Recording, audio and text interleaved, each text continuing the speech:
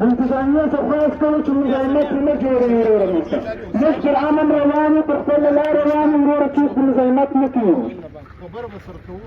سر به سره کړه سوشل میډیا د پابندي نه ده موږ دهشتګرد نه یو راځه ته ورته غږ مه کوه او بیا جوړ دغه روان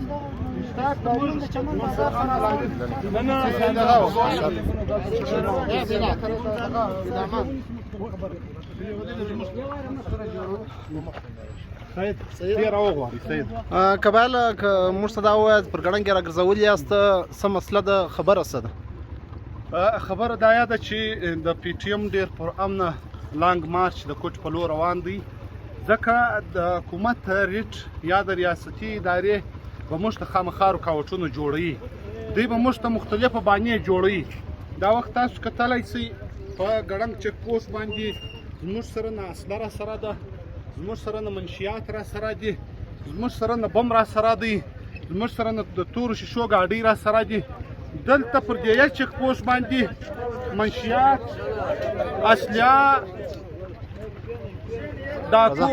رازني دهشتګردي دا هر څه دلته تېرېدی او را تېرېدلی شي خو یوازې د پی ټي ایم د قرآن لانګ مارچ دپاره ریاست موږ ته رکاوټونه جوړوي خو موږ دا یوه خبره ولس ته کوو چې تاسو د پی ټي ایم تکلیفونه وینئ تاسو د دې قام دردونه وینئ بیا ولې تاسو د پی ټي ایم سره نه درېږئ خو موږ دا وعده در سره کوو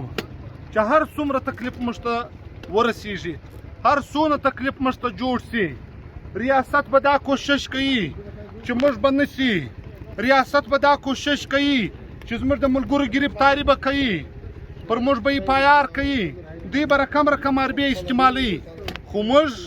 د چا پلار هم د دې خپل موقف څه پر شا نسي اړولی موږ به خامخا ځو خپل هدف ته موږ به د دې مظلوم د محکوم قام دا درد ورو موږ بیا تر هغه ایوانو پورې رسوو موږ بیا تر هغه زورورو پورې رسوو چا چې په دا 15 کاله کې دا پښتون قام در په دره کړی دی چا چې په دې 15 کاله کې دا پښتون قام بې کوره کړی دی چا چې په دې 15 کاله کې دا پښتون قام وژلی دی چا چې لر وبر پښتون افغان وژلی دی چا چې په لر وبر پښتون افغان وطن باندې حمله کړې ده موږ به دا پر امن لانګ مارچ په ډېره منظمه طریقه په ډېره ښه طریقه باندې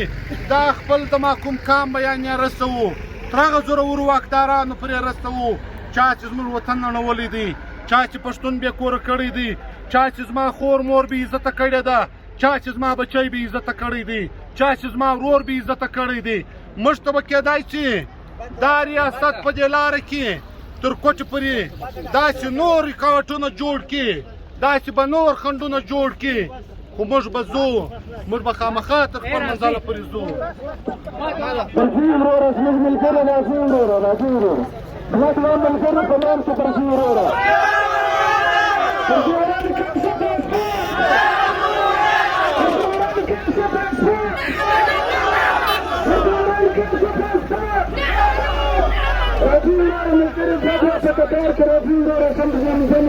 راځئ وروره